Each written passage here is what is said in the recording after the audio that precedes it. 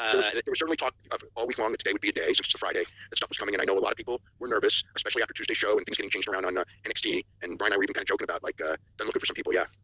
So I don't have any way to actually verify this. This is coming from my own Discord about people who are reading. I think they're reading Fightful. And the list that I see is Caden Carter, Dakota Kai, Braun Strowman, Shayna Baszler, and Katana Chance. So if that is from Fightful, that is Sean Ross Sapp. Okay, I actually have a text with exactly the same names right in front of me since you made me look. Okay. And none of them. Braun Strowman is a surprise to a degree, because again, they didn't really bury him with Jacob Fatu or anything, and everything. Caden Carter, Katana Chance, definitely saw that. Dakota, boy, that's interesting. Shayna, stuff. Yeah, I could see, Katana Chance, I always saw someone who was never really given, and she's a little bit older now and everything like that, but she was very, very athletic and had a unique charisma and everything. I could see doing something with her. Shayna, I could certainly see her in the Death Riders in some form. So I could see something with that. Dakota, Dakota's a good wrestler. It's going to be funny reactions because, but you know what? I mean, it's like she made that tweet, and that tweet made Nick Khan look really bad. She made a tweet just a couple days ago. Basically being benched. She didn't use the word benched. Creative had nothing for her at this moment or something, right? Like she's waiting for. She wanted to make clear that she wants to wrestle, and I'm not hurt. And this came 2 weeks after Nick, doing that big interview. We don't bench anybody. It's but he said sign to bench, right? Wasn't that the exact phrase, sign to bench? Yeah, but it was implying. No one is signed to bench. He was trying to differentiate. If we sign you, and they sign you, we're going to use you. Yeah. They might put you on the bench. And the reality is that both companies do that. And AEW probably does more because they have so many people on contract and less television. Because WWE has a couple of extra hours with NXT and Raw's a little more than 2, and SmackDown's 3, although it's going back to 2 very soon. But but also they do shorter segments and throw more people. I think that's one more people on TV. I mean, AEW's thing years ago used to be that they would have 100 people on a TV show, which were just like total sensory overload.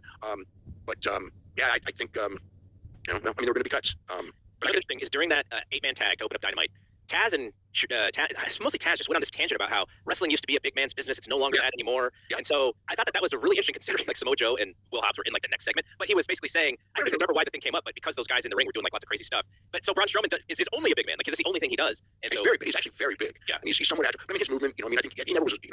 He never recovered from that hamstring injury. I mean, he's a lot slower.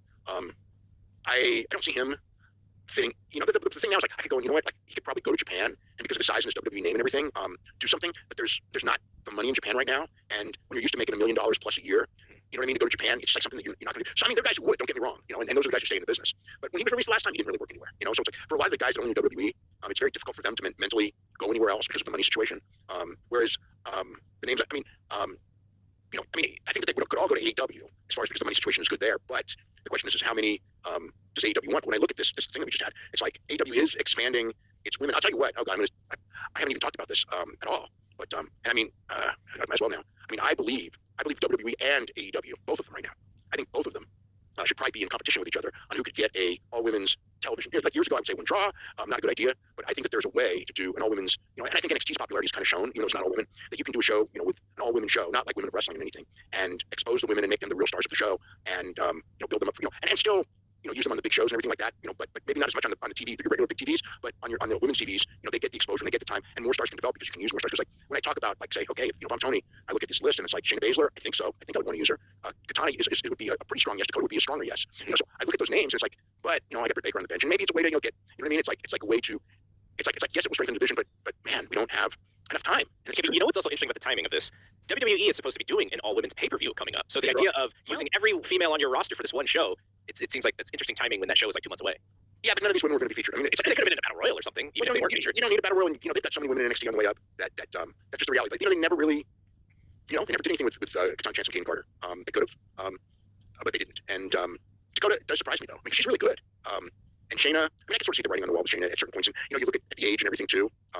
Natalia survived it. I think that she probably has a real good contract, and she's been, obviously she's been working on other shows as Maddie Neidhart, and she is trying to, I think that she's trying to reinvent herself in a way to where it's almost like you're in WWE, you can come back as like a new character that you make on the outside and bring it to the inside, and then because again, she's another one, Maxine Dupree, a lot of them, where it's like they're on the roster, but they're clearly not doing anything with them, and so it's interesting. So they already cut Sonya Deville, but they kept Zoe Stark, who's really also very talented and not used. Yeah, for sure. All right. Well, let's see. What else we're talking? Okay, so AEW is doing a residency in late August through mid-September. 7 shows. I don't know. What do you think about what does that say about their, I guess, late summer, early fall? I didn't take that as positive when I heard it this morning. I haven't talked to anyone there about it. It's like, they did the residency in Texas last summer, and I think it was a success. So on that regard, it's kind of like, well, they did it before, but they also didn't put Dynamite there. It was only for Collision and Ring of Honor. They Ring of Honor tapings and Collision tapings, and I thought it was a nice, cute thing. Probably saved them money, and everything's like that by doing it that way. And this building that they're using, there's like a historical wrestling thing. It's the old ECW arena. It's even smaller than the building they use in Arlington. If they had done it just for Collision and Ring of Honor, I'd go, okay, cool. But using it for Dynamite, and I'm just kind of like, it just, again, you're talking about a building. I don't know what it's going to hold, but it's like 800 probably, for these things. And yeah, so they can fill it. They can get good. It's funny because it's like one of the things is like, yeah, go to smaller buildings and get good crowd reaction. And they've done that this year. They're in smaller buildings. They are getting better crowd reactions. But this is a different level of smaller. You know what I mean? It's like when I said smaller, I was thinking, San Jose Civic Auditorium, right? ECW Arena is tiny compared to that, a 2,300 arena. So it's like, I know Tony's got this thing in his heart. It's outside of Champaign, Illinois, the first arena he went to pro wrestling in when he was 13 years old because he passed some test, to get into a high school, gifted high school.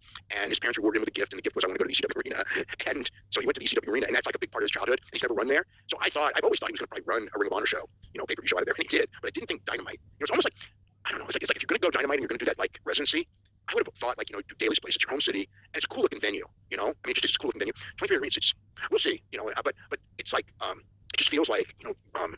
I just think that like when I said smaller building, 2,500, 3,000 seats.